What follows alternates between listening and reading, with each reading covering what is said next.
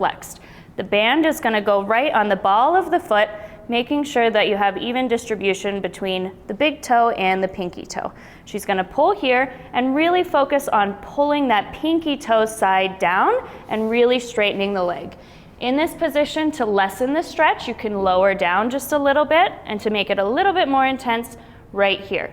Sometimes we usually want to hike this hip up a little bit to release that stretch, so really make sure that that hip is pushed down into the ground and you're pulling that band nice and tight. We're going to hold here for 30 seconds.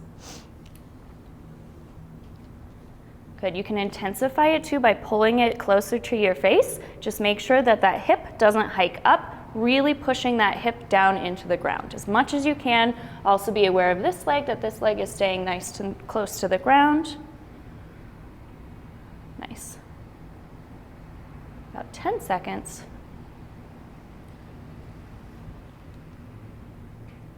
And 3, 2, 1, and release. We'll switch legs.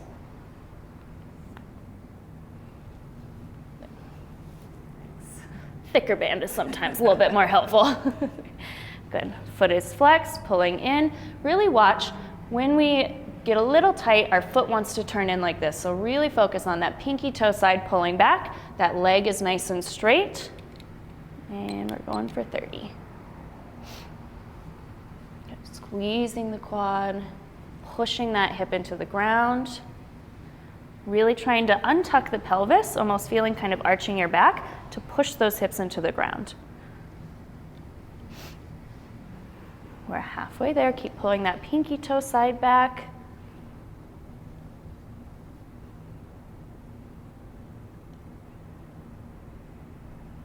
And 3, 2, 1, and release. We're going to go back to the first foot. Same thing, we're going to put the band in the same spot, right on the ball of the foot. And we're going to straighten the leg. We're going to lower this leg nice and straight. Again, making sure that hip stays pushed into the ground. And now we're just going to move the leg slightly inward. Slightly inward this way. So her hip wanted to lift up just a little bit, so we really want to focus on that hip staying into the ground, pushing forward right towards me. Good, we're holding for 30. You'll get a nice stretch on this side. Is that where you're feeling it? Yeah, really good. Yeah. It will be intense in your hip, and the more you push into the ground, the more intense it's going to be. So really just gauge if you need to back off a little bit, that's fine. If you need to release that foot a little bit too, because that pulling that pinky toe side down is going to intensify on that side as well. We'll go for 3, 2, 1, and release. Good. Switch sides. Really focusing on a full flat foot. The entire foot is back. Sometimes we pull just the toes back and we don't focus on the ball of the foot. So really focus on that whole foot pulling back. 30 seconds. We're pushing this hip into the ground as we're pulling this foot over. Good. Keeping that pinky toe side of the foot down. Locking that knee. Good. We're halfway.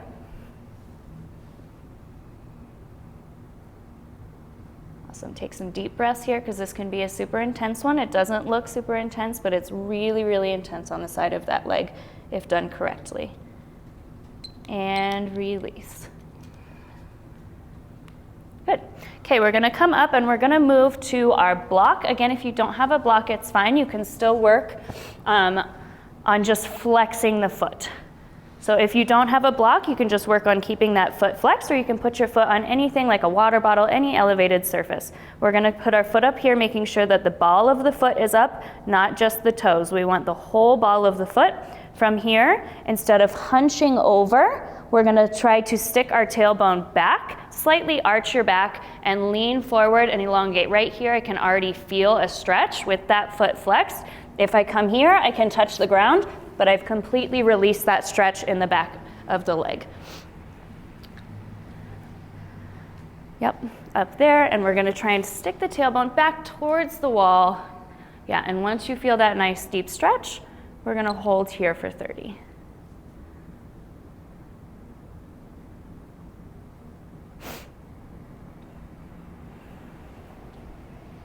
How's that feel? It's a lot. It's a lot. Yeah, it can be a lot. And depending on where you're tight, it can be a lot in your calves. Mine hits more the back of the knee. For some of you, it might be the hamstrings or more of the glutes.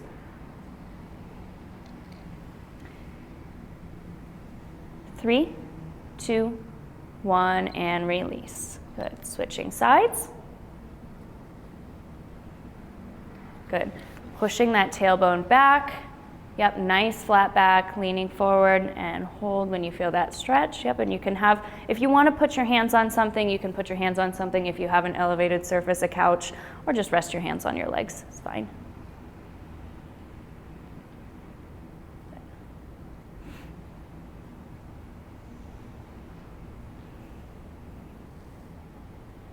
About 10 seconds.